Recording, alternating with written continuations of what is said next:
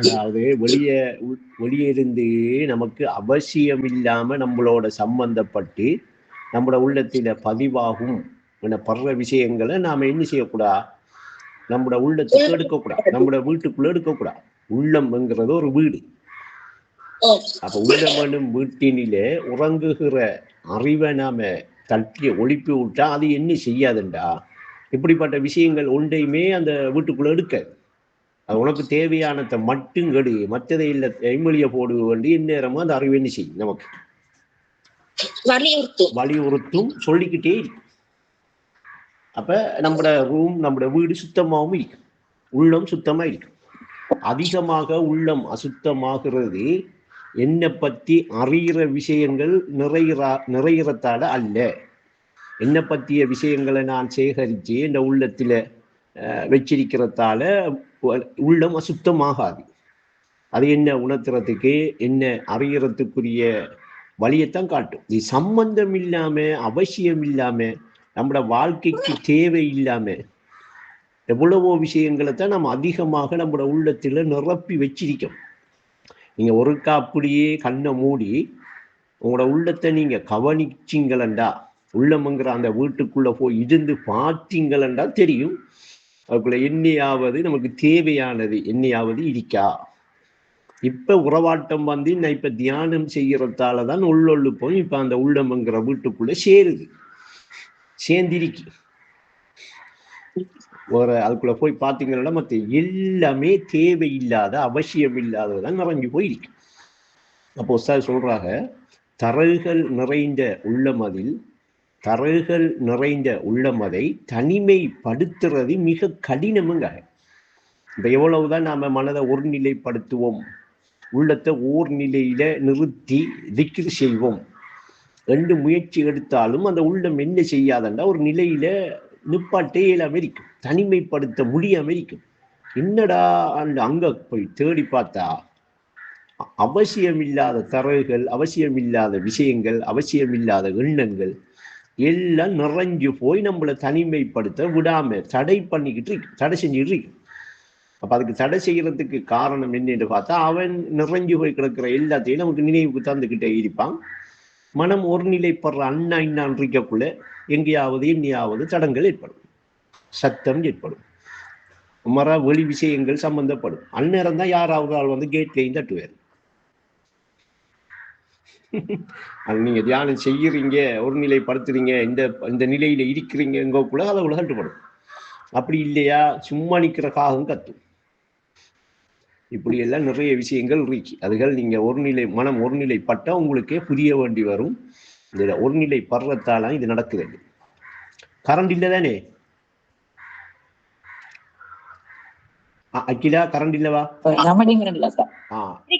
இங்க இருக்கா? இங்க இல்ல, இந்த கல்முனையிலையும் காத்தாங்குடியிலையும் இல்லை. சரி, அப்ப அந்த விஷயத்துல மிச்சம் கவனமாக இருக்கணும். அப்ப அதுதான் நடக்கல. அது கொஞ்ச நாளைக்குள்ள, கொஞ்சம் குறிப்பிட்ட காலத்துக்குள்ள மனதை ஓர்நிலைப்படுத்தி எடுக்க முடியாது, சாத்தியம் இல்லை யாருக்கும். அதுக்கு காரணம் என்னென்றா நம்ம எல்லாத்தோடையும் சம்பந்தப்பட்டு எல்லாத்தோடையும் பிறண்டி எல்லா விஷயங்களுக்குள்ளேயும் மூழ்கி வாழ்ந்துகிட்டு இருக்கிற ஒரு சூழல்ல தான் நாம இந்த திக்ர் செய்யற இடத்துக்கு வருவோம், தியானம் செய்யற இடத்துக்கு வருவோம். அப்படி வரக்குள்ள டக்கண்டு ஒரு குறிப்பிட்ட நாளைக்குள்ள அந்த உள்ளத்தை சுத்தப்படுத்த இயலாது, சுத்தப்படுத்தவும் முடியாது. அப்ப மெதுவா மெதுவா மெதுவா படிப்படியா கட்டமாகத்தான் இது செய்யும். பழைய மாணவர்களா இருக்காக உஸ்தாதோட தொடர்பாயிட்டு 10-20 வருஷமா இருக்கிற மாணவர்களுக்கு இல்லை இது நான் சொல்றேன். இது அவர்கள் இவ்வளவு காலமும் அதை செய்யலை.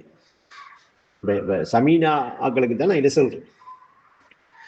அப்ப இன்னைக்கு தியானத்தையும் உறவாட்டத்தையும் நீங்க விடாம இருங்க, தூரமாயிடாதங்க. இந்த சச்சன உறவுகளோட சம்பந்தப்பட்டுக்கிட்டே இருங்க. கல்புக்கண் திறக்கப்பட்ட நல்லடியார்களோட நல்லோர்களோட இணைஞ்சிருங்க என்று சொல்ற நோக்கம் இதான். நீங்க சம்பந்தப்பட்டு இணைஞ்சி இந்த விஷயங்களை சத்திய உண்மையை பேசிக்கிட்டே இருக்கத்தான் அந்த உள்ளம் என்ன செய்யப்படும், தியானம் செய்யறதுக்கு தூண்டுதலாகி ஒவ்வொரு நாளும் தியானம் செய்யப்படும், திக்ர் செய்யப்படும். திக்ர் செய்யக்கலாம் என்ன செய்யுமாண்டா உள்ளம் சுத்தமாக்கப்படும். அந்நேரம் தான் உங்களோட உள்ளம் என்ன செய்யுமாண்டா ஒவ்வொரு எது தேவை எது தேவையில்லை உங்களோட வாழ்க்கைக்கு எது தேவை, உங்களோட வாழ்க்கைக்கு தேவையில்லாம சம்பந்தம் இல்லாம என்ன விஷயம் நம்மளோட உள்ளம்ங்கிற அந்த வீட்டுக்குள்ள கிடக்கு, அப்ப அது அவசியமா இல்லையா என்று பார்த்து பார்த்து கிளியர் பண்ணி அப்படியே எடுக்க எடுக்க எடுக்க உள்ளம் சுத்தமாயிட்டே போகும். சுத்தமாக ஆக ஒரு நிலைப்படும். ஒரு நிலைப்பட்ட உடனே ஒரு நிலையில நீக்கும் மரம். இப்ப நிக்க விடாது. தரகுகள் போட்டு என்ன செய்யும், தரகுகள் ஒவ்வொன்றா தூக்கி தூக்கி காட்டுவான் கூட இருக்கிறவன். உனக்கோ இப்படி ஒரு வேலை இருக்குவா, நான் இப்படி ஒரு பிரச்சனை இருக்குவா, இப்படி ஒரு தேவை இருக்குவா, இப்படி இருந்து என்னோட நிலைமை என்ன ஆகுற, இப்படி காட்டுவான். இதையெல்லாம் நல்லா குறைச்சி குறைச்சி செஞ்சியா ஒரு நிலைப்படுத்தக்குள்ள பட்ட பலந்து அந்த கேட்ல ஒரு அடி விழும். அந்நேரம் தான் எவ்வளவு காலத்துக்கு பிறகு எதிர்பார்க்காத ஒரு ஆள் வந்து கட்டுவார். வளமையா வரங்கள் இல்லை, எதிர்பார்க்கவே மாட்டோம். அவர் என்ன சொல்லிட்டு வருவாருண்டா, நான் இதால போனேன்னு உடனே ஆகுவம் வந்துச்சு, அப்ப பார்த்துட்டு போவோமே தான் கேட்ல தட்டினேன் பேர். இதெல்லாம் அனுபவத்தில் ஏற்பாடுற புதினங்கள். அவரை வாங்கி நீட்டுப்பாட்டு அவர் அவனிக்கு போடும். நாம தியானத்துல திரும்ப தொடரணும், அதோட விட்டுறக்கூடாது. இப்படி எல்லா விஷயங்களையும் என்ன செய்யும், புரிந்து எடுக்கணும். ஏனென்றா ஷைத்தான் என்கிறவன் பௌதீக ரீதியாக தெரியக்கூடிய ஒரு உருவத்திலே இல்லை, அவன் எல்லா உருவத்திலையும் வருவான். எந்த உருவத்தில் வருவான் என்றெல்லாம் நாம முடிவு பண்ணல. ஆனா தியானம் செஞ்சுக்கிட்டு ஒரு நிலைப்படுத்திக்கிட்டு திக்ரு செஞ்சுக்கிட்டு அல்லாஹ்வை நினைவுபடுத்திக்கிட்டு இருக்கிற நேரத்தில உங்களுக்கு ஒரு தடை வருகுதுண்டா, அது என்ன உருவமா இருந்தாலும் அது ஷைத்தானின் உருவம் என்கிறத விளங்கிக்கொள்ளும். பாடல் ஒன்றைக்கு ஞாபகம் இருக்கா? சித்தத்தை குழப்புவோன் ஷைத்தானின் உருவம். அதுக்கு முன்வரி ஞாபகம் இருக்கா?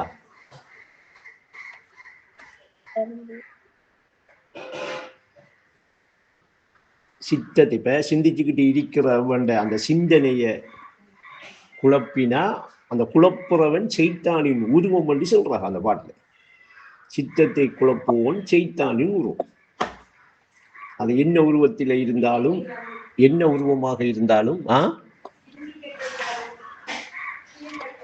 சிந்திக்க தெரியாதவன் சீர்கட்ட மிருகம், உன் சித்தத்தை குழப்புவோன் ஷைத்தானின் உருவம். வளமையா சொல்ற பாட்டு. சிந்திக்க தெரியாதவன் சீர்கட்ட மிருகம், உன் சித்தத்தை குழப்புவோன் ஷைத்தானின் உருவம். அப்ப நாம ஒரு சிந்தனையில இருக்கோம், சிந்தனை செய் தெளிவு பெறு, சித்தத்தில் போராடி வெற்றி பெறு. அப்ப நாம ஒரு சிந்தனையில இருக்கிற நம்முடைய சிந்தனை குழம்புதண்டா, குழப்பப்படுகுதண்டா, குழம்புற விஷயம் ஒன்று நடக்குதண்டா, அவன் நாம ஒரு நிலை பற்றுவோம். பட்டமண்டா என்ன செஞ்சிடுவோம், உணர்ந்துருவோமா இல்லையா? உணர்ற நிலை வந்துருமா இல்லையா? தியான நிலை சரியா, தியான நிலை சரியாயிட்டோம்னா மற விட மாட்டோம் நாம. அப்ப அந்த தியான நிலை சரியாகும் வரைக்கும் அவன் சித்தத்தை குழப்பிக்கிட்டே இருப்பான், சிந்தனை செய்ய விடவே மாட்டோம். அப்ப இதை கொஞ்சம் என்ன செய்யணும்ல, நாம விளங்கி நடந்துக்கணும், விளங்கி நிதானமாக சிந்திக்கணும், நிதான அறிவோட இருக்கணும். அடிக்கடி நான் ஆரிஃபாக்கு சொல்ற மாதிரி நிதானமா நின்று சிந்திக்கணும், அவசரப்படக்கூடாது. சரியான புரிதலோட நம்மள உள்ளம் சம்பந்தப்பட்டு சென்றா தெளிவான விளக்கங்களை தானாகவே நமக்கு தரும். தானாகவே நாம விளங்கிக் கொள்ற ஆற்றல் ஒன்று நம்மள உள்ளத்துக்கு ஏற்படும். உள்ளம்ங்கிறது உடலுக்குள்ள இல்லை, நாம உடலுக்குள்ள இருக்கிறதாக நினைச்சிட்டு இருக்கோம். அது ஒரு நிலை பட்டாத்தான் தெரியும் அதனுடைய வியாபகத்தன்மை. உள்ளம் என்ன செய்யணும், நமக்கு உள்ளத்திட கண்ணால, கல்பு கண்ணண்டா உள்ளக்கண், உள்ளத்துக்கு இருக்கிற கண். அப்ப உள்ளம் பார்க்கிற அந்த பார்வை திறப்பட்டு சென்றா இந்த உலகமே அந்த உள்ளத்தில இருக்கிறதாக தெரிய வேண்டி வரும். உறுதி பெற்ற உள்ளத்துக்கு உலகமே அதன் வெளிப்படை.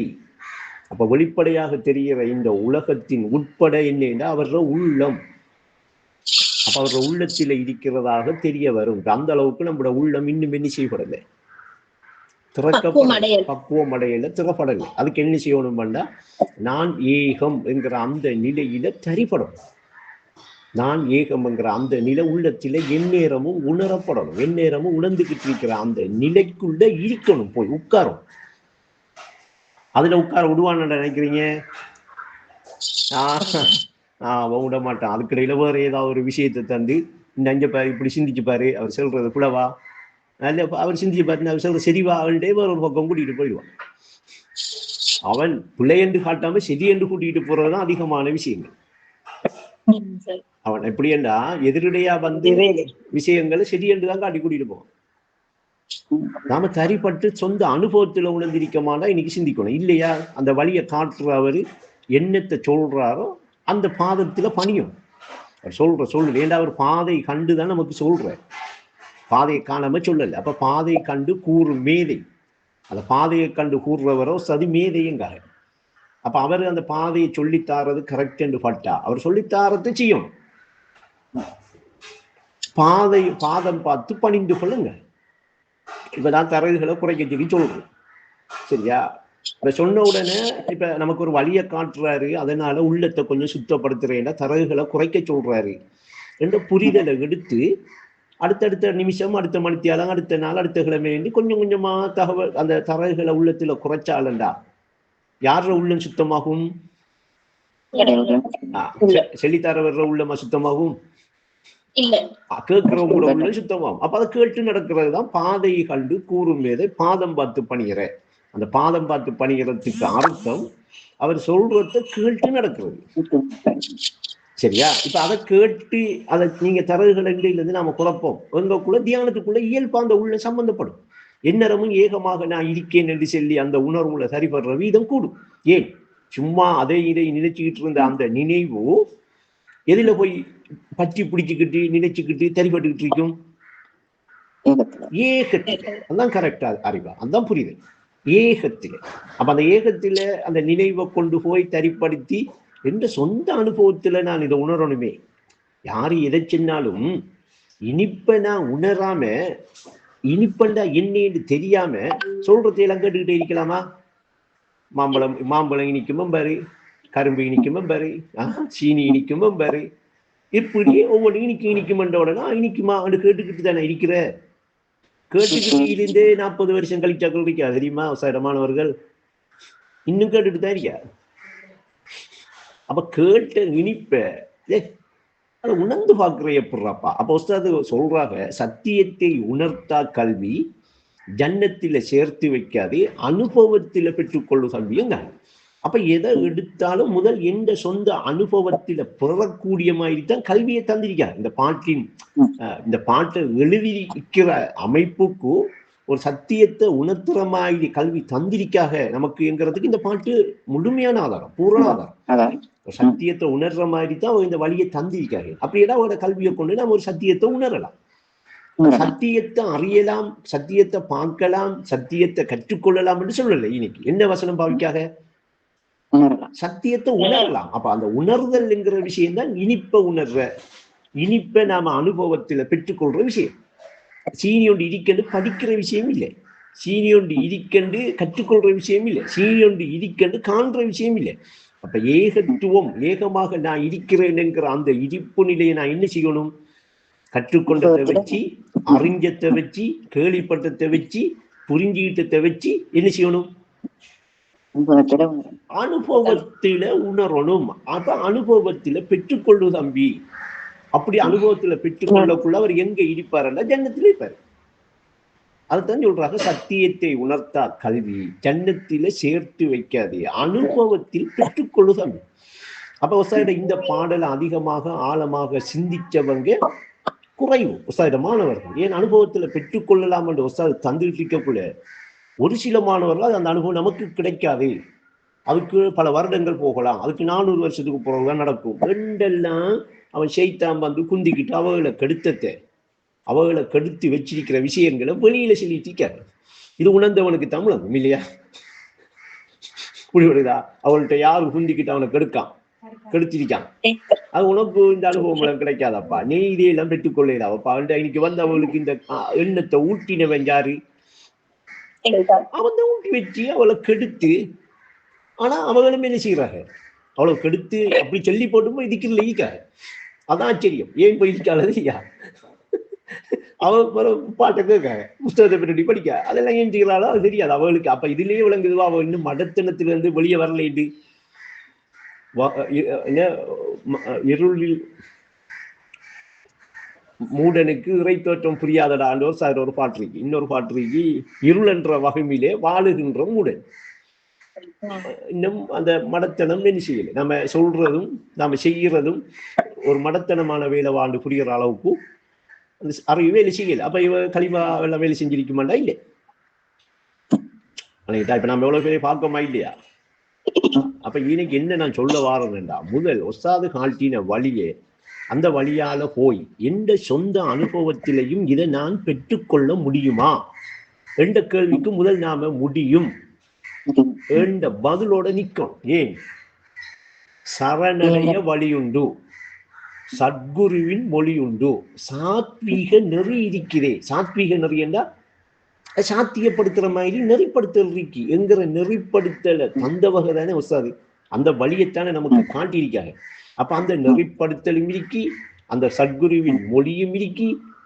சரணடைங்கள் என்று சொன்னா மனோ உச்சியை பிடிச்சிக்கிட்டு தண்ட இஷ்டத்துக்கு போய் தண்ட இஷ்டத்துக்கு யோசிச்சு தண்ட இஷ்டத்துக்கு சிந்திச்சு அங்க இன்னும் தரல்கள் கூடி இன்னும் தலை விரித்தாடுற அளவுக்கு ஷெய்தான் தான் அங்க இருப்பான்.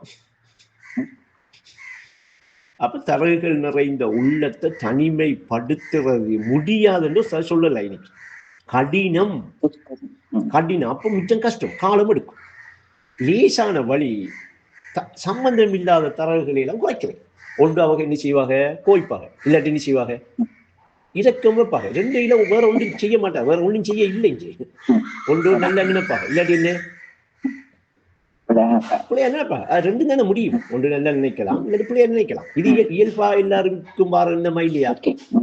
அப்ப அவர் பிள்ளையா நினைப்பார் என்று சொல்லி நாம அதை தொடர்பை வச்சிருக்கிறதால கல்புக்கண் திறக்காத கையவனோடு இணைந்து சென்று கடும் துயர்ல நாம கடும் துயருக்குள்ள போயிடுவோம்.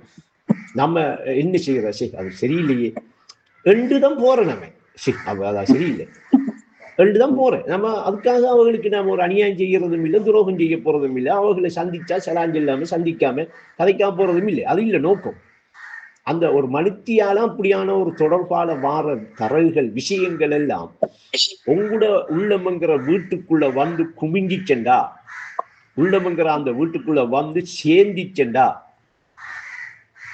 அந்த திரும்ப நீங்க ஒரு மாசம் எடுத்து சுத்தம் பண்ணணும். இப்ப 2 நாளைக்கு முதல் பெருநாள் அன்று காலையில மிச்சம் காலத்துக்கு பிறகு எங்களோட சம்பந்தப்பட்ட 2 பேரும் வந்தாங்க இங்க வீட்டை. மிச்சம் காலத்துல முதல் ஆரம்பத்துல தொடர்பான நாட்கள் ஆளை வந்து அந்த இதுல பீச்சிலான தொழுவுறேன், பீச்சில் தொழுவிட்டா அப்படியே ஆளை வந்து நீ இன்னைக்கு வர நான் மிச்சம் காலம் பாப்ப கோல் எடுக்க. அப்ப கதவை திறந்து வந்து இருந்தா எப்படியும் ஒரு மணி நேரத்துக்கு மேல இருந்திருக்கும். இவ்வளவு காலமும் இந்த ஊருக்குள்ள யார் யாரு என்ன யார் யார பிள்ளைகள் கல்யாணம் முடிச்சிருக்கு, யார் யார பிள்ளைகள் பிரிஞ்சிருக்கு, யார் யாருக்கு இப்ப பேசிருக்கு, யார் யார் வசதிக்காரன் ஆகியிருக்கான், யார் யாரு தொழில லொஸ்ட் ஆகியிருக்கான், யார் யார் எந்தெந்த குடும்பம் வந்து ஒரு மனுத்தியாலமும் நானும் நம்மட மனைவியும் தான் மாட்டிக்கிட்டேன். நல்லா இருந்து அவ்வளவுத்தையும் போட்டு அதை கிளியர் பண்ண ஒரு 2 மணித்தியாலமும் எங்களுக்கு ஏன் மறக்காது. ஒவ்வொரு விஷயத்தையும் போட்ட உடனே நாம இப்படி நினைச்சேன்னு, அப்ப இப்படி இருக்கா என்ன, இப்ப சாவ நல்லா இருக்கா நினைச்சேன்னு. இப்ப ஒவ்வொரு சிந்தனை வேலை செய்யுமா இல்லையா? மனுஷன்பா வேலை செய்யுந்தானே. அப்ப அதுக்கு பிறகு நானும் மனைவியும் கதைச்சுக்கிட்டேன், விட்டு நானும் 2 பேரும் கதைச்சுக்கிட்டேன். பாத்தீங்களா இவ்வளவு நாளா பாதுகாத்து இந்த டக்கண்டு வந்து குமிச்சு நம்மள வண்டி மாட ஆட்டி விட்டான். கொஞ்ச நேரமா இருக்க விஷயத்தை எடுத்தேன். சும்மா இதை எடுப்போம். நீங்க அதாவது மார்க்க விஷயம் என்று சொல்லி ஒரு விழிப்பு எடுக்கிற நிலை இருக்கி, காரண உடல் என்ற ஒரு உடல் இருக்கி, நாம இந்த உடலுடைய சம்பந்தப்பட்டு வாழ்றது வாழ்க்கை அல்ல என்று சொல்லி அந்த விஷயத்தை கொஞ்சம் புரிய வைக்கிறதுக்காக ஒரு சின்ன ஒரு முயற்சியோடு எடுத்தேன். எடுத்த உடனே அங்க அந்த எடுத்து அதை பேசக்குள்ள அவர்களை அவதானிச்சன் அப்படியே சூடாகி அந்த சேதியொண்டு என்ன பாட்டு வருது அப்படியது, சேதியொண்டு சொல்லி வைப்பேன் செவி கொடுத்து கேட்பாயா, சேதியொண்டு சொல்லி வைப்பேன் செவி கொடுத்து கேட்பாயா. அந்த பாட்டு ஞாபகம் உங்களுக்கு? சேதி ஒன்று சொல்லி வைப்பேன் செவி கொடுத்து கேட்பாயா, சீற்றம் கொண்ட சிறுத்தை போல சீரிப்பாய மாட்டாயா. அந்த கொஞ்சம் அந்த மார்க்க விஷயத்தை எடுத்து காரண உடல் ஒன்று இடுக்கி இந்த உடல் மாற்ற இத தூக்கி கொண்டு போய் புதைச்ச உடனே இது கலைஞ்சிடும். அந்த இடத்தை நாம இப்பய பிடிக்கலாம் என்று சொல்லி அதுகளை கொஞ்சம் அப்படி அவ்வளவுதான் எடுத்தேனா. அந்த அவ்வளவு விஷயத்தையும் அவனுக்கு கொஞ்சம் எடுத்து கொஞ்சம் அந்த பேச்சுக்களவோ ஒரு கம்பமாக மாற்றி கொஞ்சம் வந்துட்டாலே கதப்பமே என்று எடுத்த உடனே அந்த சீரிப்பாயுவாங்களே தெரியுமா, எடுக்க மாட்டார். அப்ப டக்குன்னு இன்னைக்கு டீயை ஊத்தி டீயை குடிச்சிட்டு அது இதெல்லாம் கொடுத்தாங்க, சாப்பிட்டு பெண்ணாளர் வந்திருக்காங்க, சந்தோஷமா போயிட்டு வாங்கிட்டு சொல்லிட்டு போனாங்க. அங்க போனாலும் என்னத்தை கழிக்கலாம். அப்ப இப்படியே நான் இந்த கதையை சொல்றேன்டா, அப்படியான விஷயங்களோட என்னோட யாரும் சம்பந்தப்படுறதும் இல்லை. அது அப்படியான விஷயங்களை போய் அவரோட கைக்கு டிபம் பண்ணி இந்த வீட்டை யாரும் வரைய மாட்டேன். அதை நான் பழக்கி விட்டேன், ஆரம்பத்துல இருந்து பழக்கி விட்டுட்டேன். அதுக்காக யாரோட கோபமும் இல்லை, அதுக்காக யாரோட இலக்கமும் இல்லை, சொந்த பிரச்சனையும் இல்லை. அது அவர்களை பிரச்சனையாக அவன் நினைச்சிட்டு இருக்கிறதுக்கு நாம பொறுப்பும் இல்லை. இப்ப எந்த கடமை என்னடா இந்த உள்ளத்தை பாதுகாக்கணும். சரியா? இப்ப வெளியே போனாலும் பாதுகாக்க இயலாண்டு இல்லை, அவசியம் இல்லையே. இப்ப அவசியமான ஒரு வேலை என்ற உடனே நல்லா போய் நின்று மார்க்கெட்ல நமக்கு தேவையான சாமான்களை வாங்குறோம். இன்னைக்கு யாரும் கண்டா என்ன மச்சான் சோமாய்க்கிறீங்களா, மிச்ச நாளை போறோம், சலாம் கொடுப்போம், கதைக்காம வெட்டிட்டு விளாசிக்கு வாரையும் இல்லை. அதுக்கும் இப்படி இன்னைக்கு அப்படி வெட்டி விளாசுறது வேறு காண்ற நிலையை உருவாகும். அப்ப அப்படி எல்லாத்தோடையும் முழுமையாக சமூகத்தோட இருந்து வாழ்ற அளவுக்கு இந்த கொள்கை தெளிவாயிருக்கு. விளங்குதா? நம்மள உள்ளம் கிளியரா இருக்கும். என்ன நம்மள உள்ளத்தை பாதுகாக்கணும் யாரு? அப்ப கூடிய அளவு அந்த வெளியில சம்பந்தப்படுற வெளியால வாரதுகளை நாம இனம் கண்டு என்ன செய்வோம், ஒரு அளவுக்கு முயற்சி எடுப்போம். எல்லாரும் முயற்சி எடுப்போம் இல்லையா? இல்ல அறிவா, அதுல நாம வீட்டை வாரத்தையும் எடுப்போமே. வீட்டை வாரதும் நமக்கு கண்ணுக்கு முன்னுக்கு தெரியுது, வெளியால நடக்குது. அதனால நாம் இதுகளை எல்லாம் தவித்துக் கொள்ளும் என்று முயற்சி எடுத்து போட்டோம். அங்க போய் கண்ணை மூடி தியானம் இருந்தா அங்க கூடவே இருந்துகிட்டு ஒரு சின்னம்புல போட்டு அந்த அப்ப பழைய விஷயங்களை எல்லாம் நினைவுபடுத்தி மறந்து போடும் பண்ணி வச்சிருந்த விஷயங்களை எல்லாம் ஞாபகப்படுத்தி அந்த நேரத்துல கொண்டதை நீ செய்வான் போட்டு அந்த தியானத்தை நிப்பாட்ட பார்ப்பேன். இவனை எப்படி அனுப்புற, இவனோட போராடித்தான் ஆகணும். இப்ப வெளித்தரவுகளை நாம உள்ளத்துல பதிக்கிறத, உள்ளத்துக்கு எடுக்கிறத, உள்ளத்துல அதை உள்வாங்கிறத நாம தவித்தாலும் தடை செஞ்சாலும் அதை நீக்கிறதுக்கு நாம முயற்சி எடுத்தாலும் இது ஒரு அளவுக்கு எல்லாருக்கும் சாத்தியம் பண்ணி வைங்கள. இது சாத்தியம். இதை ஒரு முடிவு பண்ணினா நாம அதை செய்வோம். சரியா? அவங்களோட மனமும் நொந்துடாம அவங்களோட கதைச்சி பேசக்கூட அவளுக்கு விளங்கும். இப்ப நாம அவ வந்தாக ஒரு விஷயத்தை சொல்லி போட்டு இருக்க கூட நாமளும் அப்படியே இருந்தோம்னா அவளுக்கு விளங்கும். இதுக்கு மேல இன்னைக்கு இந்த கதைகள் வராது என்று விளங்குமா இல்லையா? அவ இன்னைக்கும் நாம மௌனம் இருக்கணும். இன்னைக்கு மௌனம் என்ன செய்யும், நம்மள மனமாக்கும்.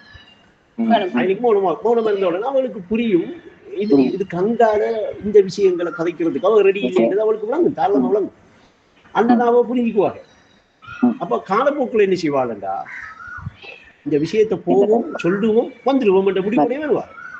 அப்ப வந்தாலண்டா இடிங்க மாமா மைனி மச்சான் அங்கே இப்படி இடிங்க எல்லாரும் இந்த ஹால் சோமாய்க்கிறீங்களா, இந்த குடிக்கிறீங்க, சந்தோஷமா கொடுத்தோமா, ரைட் அல்ஹம்துலில்லாஹ் போயிட்டு வாங்க. இந்த விஷயம் இல்லை இல்லையா? விட்ட வராக்களுக்கு அலட்சியம் பண்ணிக்க கூடாது. அது பண்பும் அல்ல, அது பண்பில்லை. அது அந்த தவறை செஞ்சிடக்கூடாது. கடைசி வரை யாரா இருந்தாலும், பரம விரோதியா இருந்தாலும் உங்களோட வீட்டை கால் வைக்காகலா. இன்னைக்குதான் நீங்க முக்கியமா இந்த வேறுங்கிறத நீக்கி கதைக்கும், வேறுங்கிறத நீக்கி பேசும். விளங்கிட்டா? அதை உறுதிப்படுத்துறதுக்கு தான் அப்படிப்பட்ட ஆட்கள். சரியா? ஆனா நிதானமா இருக்கணும், கவனமாவும் இருக்கணும். உள்ளத்தில் அந்த வேறு காண்ற அந்த தன்மையை ஐநைக்கு நீக்கி பழகிற பயிற்சி வந்துட்டா சாதாரணமா பேசக்குள்ள நடக்கக்குள்ள வாங்கக்குள்ள சும்மா நோமலாவே அதை செய்யும். வேலை செஞ்சுக்கிட்டே இருக்கே, ஏகத்துல தெரிஞ்சுக்கிட்டே இருக்கும். இப்ப நபிமார்கள், வேதம் சொல்லுது, நபிமார்கள் கடைக்கு போறாக்களா இருந்தாலாம், வெளியில ரோட்டுக்கு போறாக்களா இருந்தாலாம், பஜாருக்கு போறாக்களா இருந்தாலாம், சமூகத்துக்குள்ள போறாக்களா நடமாடி எல்லாம் திரிஞ்சாக என்று குர்ஆன் சொல்லுதா இல்லையா?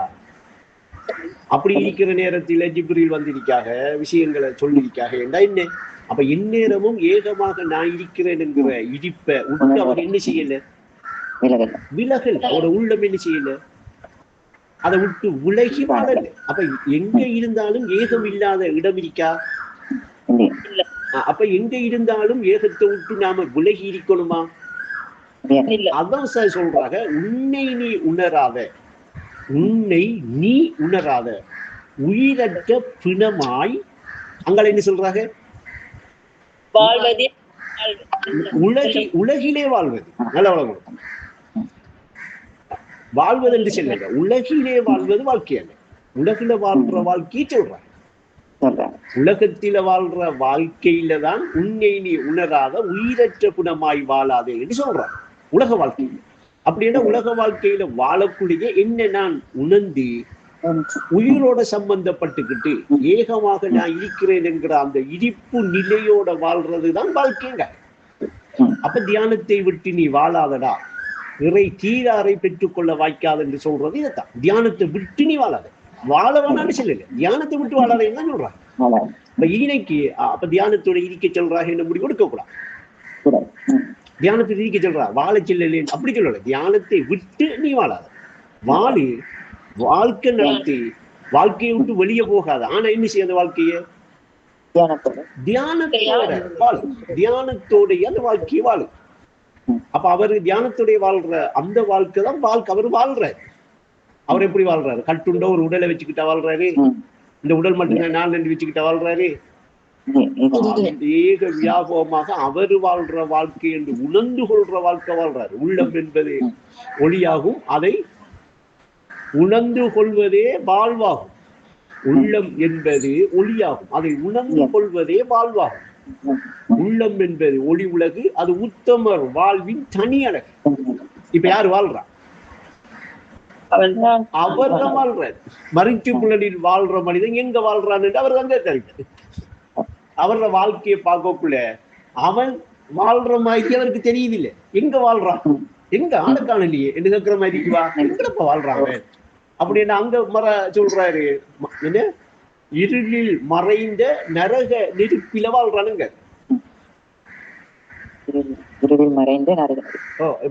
மறந்து வாழ்கிறான். அந்த பாட்டு சரியா சொல்லுங்க.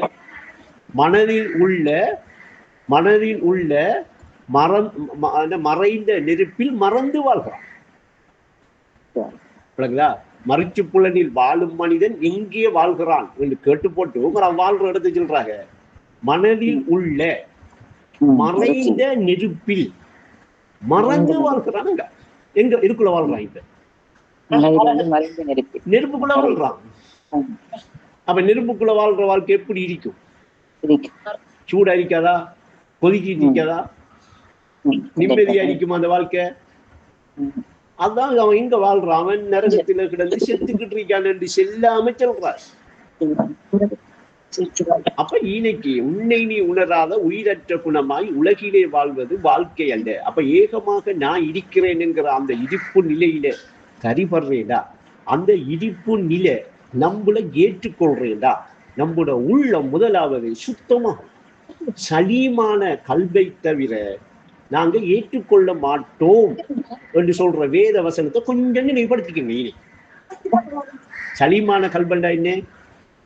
சாந்தி பெறுகிற, இந்த சாந்திய விரும்புதே, இந்த சாந்தி இந்த வழியால வருகுதே, இந்த சாந்தி என்கிறது வேணும் என்று நினைக்குதே, இந்த கல்வை தவிர நாங்க என்ன செய்ய மாட்டோம், வேற எந்த உள்ளத்தையும் ஏற்றுக்கொள்ள மாட்டோம். அப்படி என்ன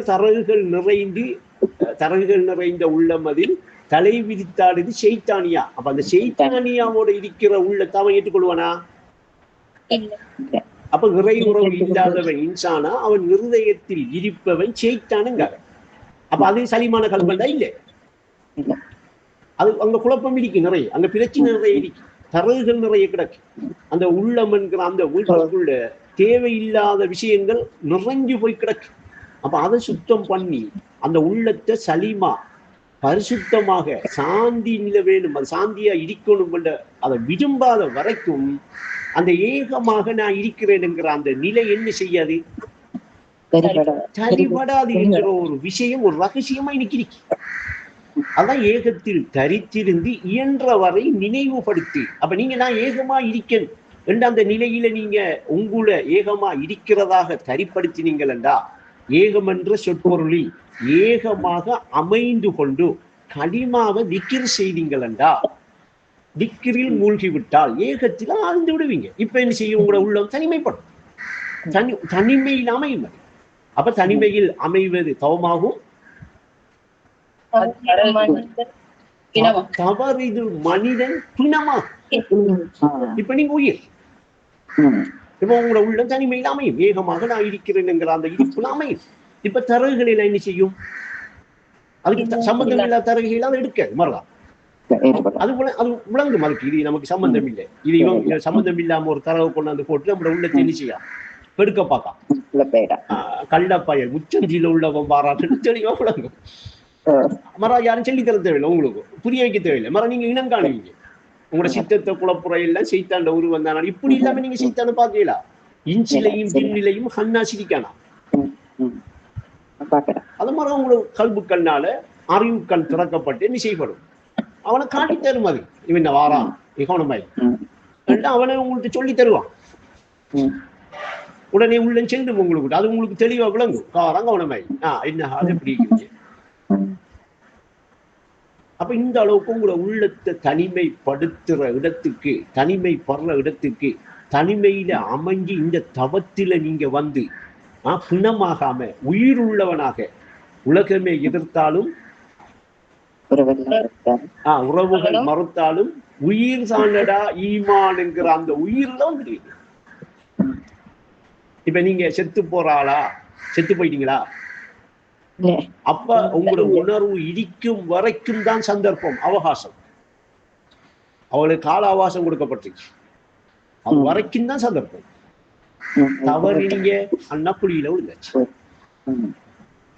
கடக்க முடியாது. அப்ப தவற விட்டுறாதங்க. இதை உங்களுக்கு அல்லாஹ் கொண்டாந்து உங்களை இந்த உறவாட்டத்தில இருப்பாட்டி இன்றைக்கு இந்த கல்வியை தாரான் என்றால் அவன் உங்களோட கொண்ட இரக்கம் அல்ல, கருணை. இந்த கருணை இன்றைக்கு உலகத்துல எத்தனை கோடா கோடி பேருக்கு கொடுக்கல, கிடைக்கல. அவங்க இந்த இடத்துக்கு வரல. அவங்க இந்த நிலைக்கு மாற தகுதி இல்லை. முதலாவது அவளுக்கெல்லாம் இருந்தா வந்திருப்பாங்க. ஆரிப்பாக்கு பிடிபடுதா? அப்ப ஈனைக்கு உங்களுக்கு தந்த வழிய முறப்படி பயிற்சி செய்ய, முறப்படி அந்த நிலையில உட்கார்ந்து தியானிங்க. முறப்படி அந்த சொல்லி தந்த முறைக்கே அதை தியானம் செஞ்சுட்டு அந்த நிலையில தரிப்பட்டுக்கிட்டு அடுத்த கட்டம் அது சம்பந்தமான வந்த கேள்விகளை கொண்டாங்க. அப்ப நீங்க தியானிக்கிறீங்க, நான் சொன்னதை கேட்டு அதன்படி செய்யறீங்க, அந்த வழியால போறீங்க என்று எனக்கு விளங்கும். அப்படி போனத்தான் உங்களோட இந்த வழியை பத்தி பேசுறதுக்கும் கதைக்கிறதுக்கும் அந்த வழியை உங்களுக்கு சொல்றதுக்கும் எனக்கும் ஒரு விருப்பம் வரும். இல்லாட்டி ஏண்டா இவ்வளவு காலமா வச்சுக்கிட்டு இவங்களுக்கு ஊதினம் ஒன்றும் விளங்கலையே வேதனை தான் எனக்கும் வரும். ஏன்னா நான் உங்களுக்கு ஒரு விஷயத்தை புரிய வைக்கிறதுல எனக்கிட்ட ஒரு எதிர்பார்ப்பு இருக்கா இல்லையா? என்ன அந்த எதிர்பார்ப்பு? அந்த வழியான நீங்க போகணும், அந்த வழியில நீங்க தரிபடணும். அந்த வழியை விட்டு தவறி நீங்க நரகத்துக்கு விழுந்துடக்கூடா என்கிற ஒரு நோக்கம் இருக்கா இல்லையா? அப்ப அதை நீங்க விளங்கி என்ன செய்யணும்? நான் சொல்ற விஷயங்களை இப்ப தரகுகளை குறைங்க என்றா அதுக்குரிய முயற்சி எடுங்க. ஆனா நீங்க சீர் பெறுவீங்க, சீரான வாழ்க்கைக்கு வருவீங்க. ஒரு ஒரு நல்லெண்ணம் எண்ணம் சீராய் அமைந்து விட்டால், எண்ணம் சீராய் அமைந்து விட்டால் அவருக்கு எப்பயும் சாந்தி. அவர் தான் இப்ப அந்த கலப்பற்ற கல்வோட அந்த சாந்தி வழிக்குள்ள இஸ்லாத்துக்குள்ள என்ன செய்யறார்? நுழைகிறார். சாந்திக்குள்ள நுழைகிறார் என்றா இஸ்லாத்துக்கு நுழைகிறார் என்று அர்த்தம். இப்ப அவரோட உள்ளம் என்ன செய்யும் என்றால் சாந்தி பெற்று வாழும். அப்ப அந்த சாந்தி பெறுற வழியையும் சொல்லி, சாந்தி எப்படி பெறலாம் என்கிற அந்த பயிற்சியையும் சொல்லி, அந்த நிலையில போய் தரிப்பட்டு இந்த சாந்தியை பெருங்க என்று அதையும் காட்டியும் நீங்க எடுக்காட்டி, அந்த இடத்தை பிடிக்காட்டி, அந்த இடத்துக்கு வராட்டி அலட்சியமாக இருக்கிறீங்கன்னு அர்த்தம். அலட்சியப்படுத்துறீங்கன்னு அர்த்தம். அப்படி நீங்க அலட்சியம் பண்ணினா, அலட்சியப்படுத்தினா அல்லாஹ்வுடைய தண்டனையை நீங்க எதிர்பார்க்க. என்ன அது கண்டுன அந்த வழியிலிருந்து தூரமா அந்த வழியிலிருந்து அவன் தூரமாக்கிடுவான். உங்களோட கூட யாரு வந்து மர இருப்பா, யாருக்கு பின்னால நீங்க போவீங்க என்று அவனுக்கு தெரியும். அப்ப ஷைத்தானை பின்தொடர்ந்து போற ஒரு அளவுக்கு ஆளாக உங்களை மாத்தி விட்டுருவான். அப்ப மர நீங்க என்ன செய்வீங்களா, அவனு சொல்றதுக்கு பின்னால கேட்டுக்கிட்டு அவனுக்கு பின்னால போற ஒரு ஆளா மாறிடுவீங்க. உங்களுக்கும் மர எவ்வளவுதான் நல்லது செஞ்சாலும் என்ன செய்யாது, விளங்காது. ஏன் அது விளங்குது இல்ல, அந்த விளங்குற காதை அடைச்சு விட்டான் இருந்து. அந்த சந்தர்ப்பத்தை எல்லாம் அந்த விளங்குற காதிரிக்குவா, இப்ப நம்ம சொல்றதெல்லாம் கேட்டு விளங்கி நடக்கிற ஒரு காதிரிக்கா இல்லையா கல்புக்கு, இந்த காலேஜில அந்த காதை செவிடு பத்த வச்சு உங்களை எங்க கொண்டு போய் இப்ப போட்டிருக்கான் நரகத்திலே. அங்க நரகத்தில ஒரு மலக்கிரிக்கால அவங்களுக்கு காது கேட்காது. அவங்களுக்கு விளங்குற ரகசியம் எங்க இருக்கேண்டு எவ்வளவு சொன்னாலும் கேட்காதா. நரகத்துல கத்துவாளா, எங்களை வெளியே கொண்டாங்க காப்பாத்துங்க, கேட்காது.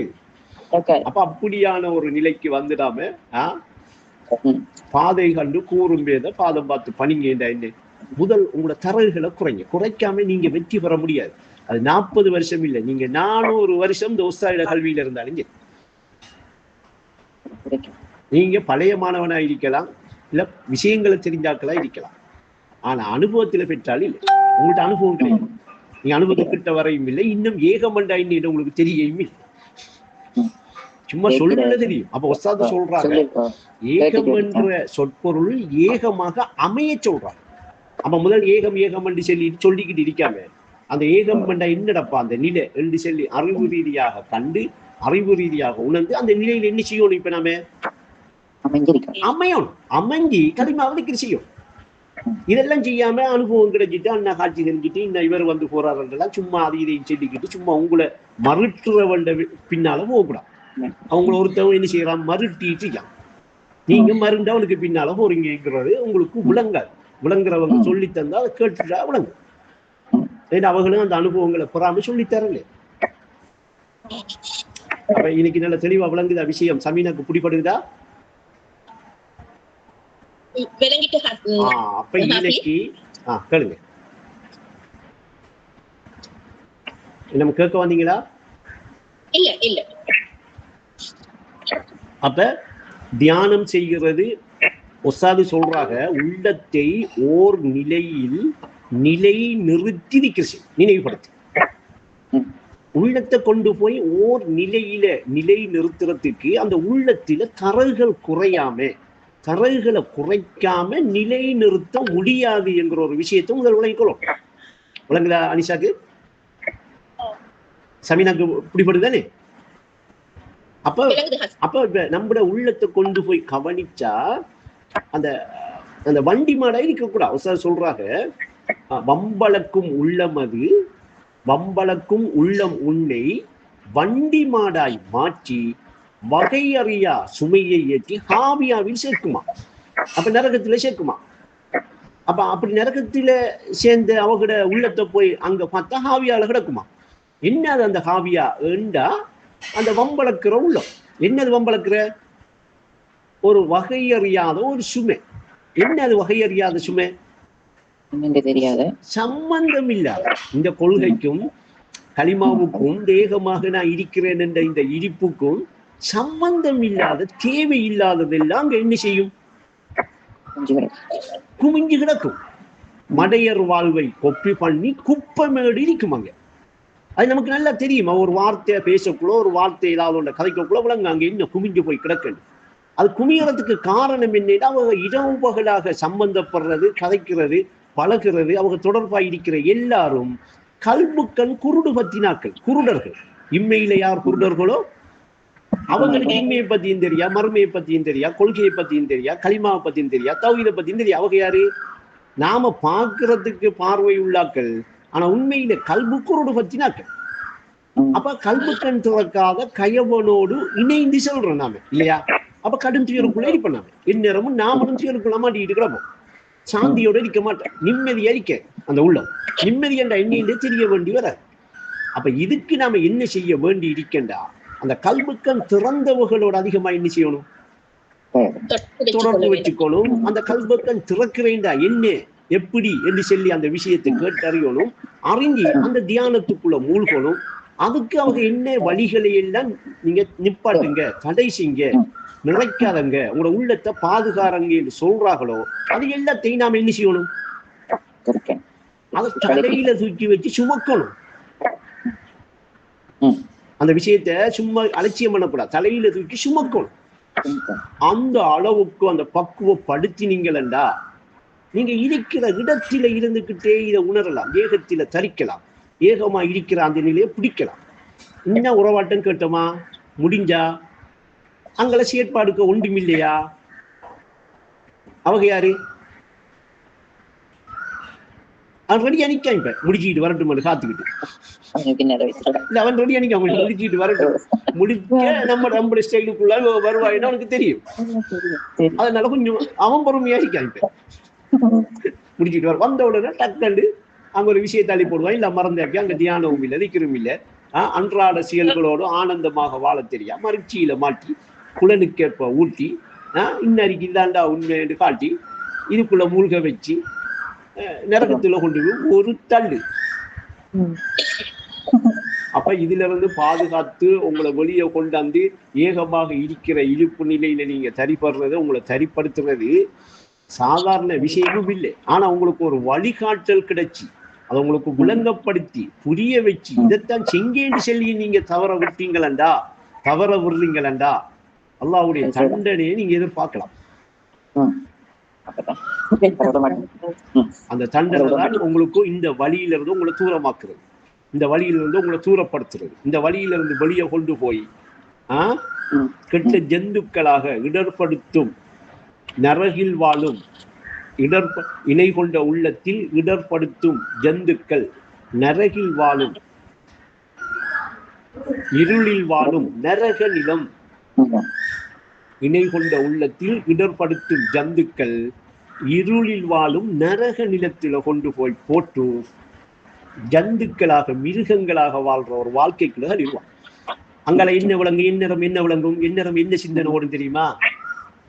அந்த தள்ளி விட்ட அந்த நிலத்தில எப்ப பார்த்தாலும் தின்றதை பத்தியும், எப்ப பார்த்தாலும் காசை பத்தியும், எப்ப பார்த்தாலும் சுத்த பத்தியும், எப்ப பார்த்தாலும் கல்புக்கண் திறக்காத ஆட்களோட இருக்கிறத பத்தியும் தான் அந்த சிந்தனை வெளிச்சு. இப்படி ஒரு சிந்தனையோட அவர் போய் உட்கார்ற இடம் நரக நிலம். அவங்களே நான் ஜன்னத்துக்கு வாங்கன்னு கூப்பிட்டாலும் வர மாட்டார்.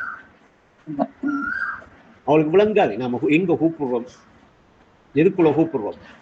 திக்ர் மஜ்லிஸ், தியானம், திக்ர் செய்கிற இடம், மலக்குகள் இறங்குற ஜன்னத்து பூங்கான்னு சொல்லியிருக்கா இல்லையா? சரிக்கா இல்லையா? ஹதீஸ் இருக்கா இல்லையா? இது ரசூலுல்லாஹ் சொன்னது பொய்யா உண்மையா? அப்ப இப்படி ஒரு மஜ்லிஸுக்கு வாங்க, இது ஒரு ஜன்னத்துக்கு வாங்க, நரகத்துக்கு கிடக்காங்க கூப்பிடக்குள்ள என்ன விளங்கணுமா இல்லையா? விளங்காட்டி நரக நிலம் அதுதான் விருப்பமா இருக்கு. அதுக்குள்ள வாழ்றதுக்கு தான் விருப்பம், அதுக்கு வாழ்றதுக்கு கிடக்கத்தான் விருப்பமா இருக்கு. அப்ப நாம என்ன செய்யலாம்? ஒன்றுக்கு இயலாத ஒரு காலம் வரக்குள்ள விளங்கும். அப்ப அதுக்கிடையில விளங்குதா சமீனா? அந்நேரம் பிடிக்க நினைச்சாலும் பிடிக்க இயலாத அளவுக்கு வருத்தம் வந்துடும் உடம்புல. அந்த வருத்தம் இல்லாம நல்ல திடகாத்தமா கொஞ்சம் தைரியமா துணிகரமா இருக்கிற கட்டத்தில என்ன செஞ்சிடணும்? இதுக்கு மேல உற்றாரும் பெற்றாரும் உதவாத நாள் தான் இனி வரப்போகுது. உற்றாரும் பெற்றாரும் உதவாத நாள் ஒன்று உண்மையாய் வந்தே தீரும். அப்படி வார நேரத்துக்கு முதல் நம்ம என்ன செய்யணும்? உதவி செய்கிற அவனோட இருக்கிறத உணர்ந்து, அவனோட இருக்கிறத விளங்கி, அவனோட இருக்கம்ங்கிறத அனுபவத்திலையும் கண்டுட்டோம்டா சத்தியத்தை உணர்த்துற கல்வி ஜன்னத்தில சேர்த்து அனுபவத்திலையும் பெற்றுக்கொண்ட நிலைக்கு வந்துருவோமா இல்லையா? வந்துருவோம். அப்ப அதுக்கு முக்கிய விஷயம் கல்புக்கண் திறந்தவர்களோட சம்பந்தப்படுங்க. கல்புக்கண் திறந்தவங்க யாரு என்று பார்த்து அவங்களோட அதிகமா தொடர்பாயிருங்க. கல்புக்கண் திறந்தவர்கள்ட்ட அந்த சச்சன சங்கத்துக்கு போய் சத்திய உண்மையை கேட்டுக்கிட்டுறீங்க. அந்த சத்திய உண்மையை கேட்டு அந்த கல்வியை கொண்டு சத்தியத்தை உணருங்க. உங்களோட கல்புக்கண்ணு திறந்து உங்களோட நிலையான இருப்பை அது காட்டும். நீங்க அதை உணர்வீங்க, அந்த இடத்துக்கு போவீங்க. இப்ப உற்றாரும் பெற்றாரும் உதவாத ஒன்று உங்களுக்கு உதவியாக அமையுமா அமையாதா? அப்படி அமைகிற அப்படி அமைகிற இடத்துக்கு போற அந்த வழியை, அந்த பாதையை கண்டு ஒரு மேதை கூறினார், முதல் அந்த வழியால போறதுக்கு பணிங்க. அவருக்கு பணிங்கன்னு நான் சொல்லல, நல்லா விளங்கிக்கணும் விஷயத்தை. அவருக்கு பணிங்க, அவர பாதத்தை தொடுங்க நான் சொல்றேன். அப்ப தெளிவா விளங்கணும். அந்த பாதைக்கு அவர் சொல்ற அந்த வழியை கடைப்பிடிங்க, அந்த வழிக்குள்ள வாங்க. வராம போகல, அப்படி யாரும் போகல, நாங்களும் அப்படி போகல. நாங்க அவரை சொல்ல மந்திரமா நினைச்சு இன்றைக்கும் ஈனைக்கு இந்த பிள்ளைகளோட வைஃபோட ஈனைக்கே இருக்கேன். இல்லாட்டி உங்களை போல எங்கேயாவது ஒரு இடத்தை பார்த்து செலக்ட் பண்ணிக்கிட்டு வசதியா குடும்பத்தோட ஒன்றா இருந்துக்கிட்டு வாழலாமன்னு போகலாமா இல்லையா? அதை விட்டுப்படியே இருக்கேன் இன்னைக்கு. அந்த குருட பேச்சு, அந்த எனக்கு பாதையை காட்டின அவர் மேதைய பாதத்தை பார்த்து பணிஞ்சிருக்கேன். இத்தனை வருட காலமா நான் இன்னைக்கு இருக்கிறதுக்குரிய காரணம் அதான். அதனால எனக்கு அதை வெளிப்படையா பேசுற அளவுக்கோ எனக்கு துணிகரமும் இருக்கா இல்லையா? நான் பேசலாமா இல்லையா? அப்ப அதை நான் ஏன் சொல்ல வரேன் என்றா, உங்களுக்கு கிடைச்சிருக்கிற வழியை சாதாரணமா எடுத்துறாது, அலட்சியப்படுத்தாது. அது உங்களை அலட்சியம் பண்ணும், உங்களை வெளியே தூக்கி எறியும். ஏனென்றா இது ஒரு சக்தி. ஏகத்துவம்ங்கிறது ஒரு சக்தி. தத்துவம் என்றால் சக்தி என்று சகலருக்கும் தெரியும். அப்ப போதுமா சமீனா? போதும் ஹாஃபிஸ். அல்ஹம்துலில்லாஹ்.